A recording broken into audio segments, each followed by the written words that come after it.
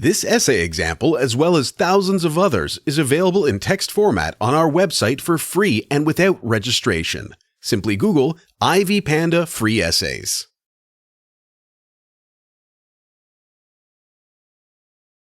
First impressions of Berlin. Berlin is a European city that, in many ways, stands apart from any other. With its long and complicated history, it is a place that attracts people from all over the world who want to experience what they have never experienced before. As a Chinese student, my first impression of the city was that it was very diverse, something that I did not expect. Because Berlin is fairly cheap in comparison with other European cities, and because it provides opportunities when it comes to work and living, many come here for a better and more interesting life. I felt welcomed and secure around the people living in the city. Because of the great diversity, even within the European citizens community, I did not feel any discrimination or alienation. Some common misconceptions I had originally believed, that Berlin may be racist and discriminates against foreigners, have faded during my time in the city. One of the impressions is also associated with a lot of construction and renovation work around the city. Although to some, this detail may seem insignificant, it says a lot about the character of the city's citizens. People here like order and discipline, so they are very fond of their surrounding environment as pristine and as flawless as possible. However, despite the love for order and renovation, people's personalities are warm and friendly, and they are glad to offer help if you need it. Despite the widespread opinion that a city makes an impression on you through the architecture and sights, to me, people are what can make you love or hate a particular place. The gray city of contrasts. As I was walking through Berlin, I noticed that the city was full of gray colors, especially when it was rainy or cloudy. The grays and the blacks are juxtaposed with the bright colors of graffiti art that cover the walls of many buildings. To me, the brightest place in the entire city was the wall. In The Wall Jumper, a Berlin story, Peter Schneider wrote that what on the far side meant an end to freedom of movement, on the near side came to symbolize a detested social order.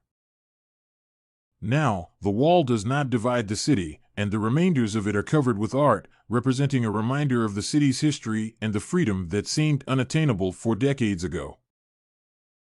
The gray hues of the pre-war buildings stand in contrast with the modern architectural sites that signify the goal of the city to change and overcome its historical past.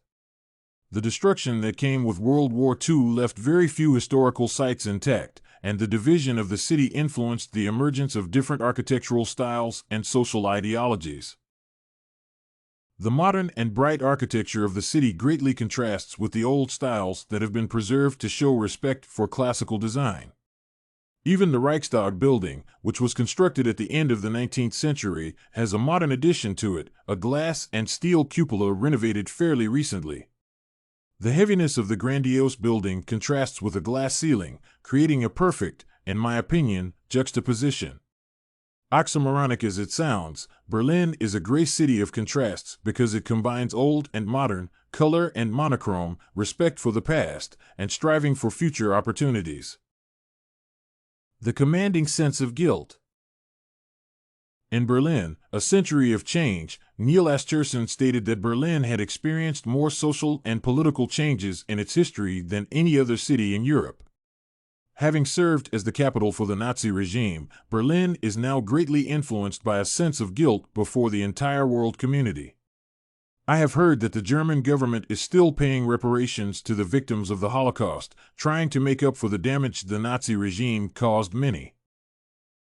Berlin pays respect to the victims of World War II and tries to show it through memorial art, such as the Neue Watch Memorial, the Topography of Terror Museum, the Anti-Kriegs Museum, the Anne Frank Centrum, Book Burning Memorial, the Rummelsburg Memorial, and many others. The sense of guilt for the damage the German Nazi regime caused Europe and the rest of the world is evident wherever one may go. As a foreigner, it is hard to understand what it is like to live in a city that was considered the capital of a totalitarian regime that wanted to dominate the democratic world. When Germans speak about the war, they cannot help but express regret for their ancestors' actions and apologize. Berlin does everything in its power not to be treated as the Nazi capital. Nowadays, it is a modern city with a range of opportunities for youth and facilities to accommodate the elderly. It is also worth mentioning that Berlin appeared in a list of the top 25 most livable cities in the world, according to the ranking in the elite magazine Monocle. Berlin's historical, cultural, and social significance. Berlin made a lasting impression on me as a foreigner. It is a city that welcomes anyone and can boast about its diversity of people, cultures, ideas, and historical events. As mentioned by Senocak in Perilous Kinship, Berlin is a city open on all sides. Even though the wall divided the East and the West for decades, there is no sense of division as one walks through the city today.